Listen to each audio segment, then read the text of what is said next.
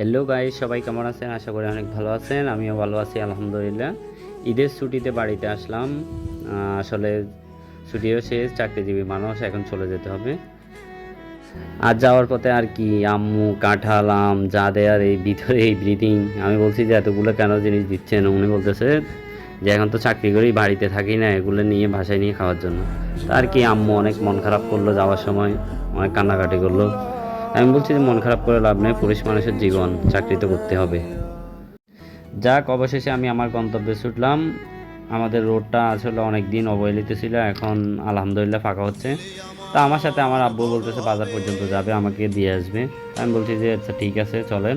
আমার আব্বু অনেক দিন অসুস্থ ছিল, আসলে মনটা অনেক খারাপ। আব্বু অসুস্থ, আম্মু অসুস্থ, এগুলো নিয়ে অনেক চিন্তিত।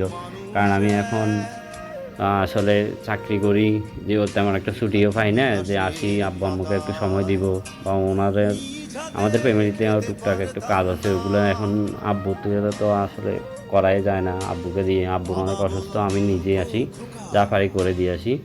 তো এখন আর কি আমি আমার জায়গাতে ছুটলাম। আসলে দিন শেষে একটা কথাই বলবো, যা কিছুই করেন চাকরি করবেন আর ফ্যামিলিকে সময় দিবেন।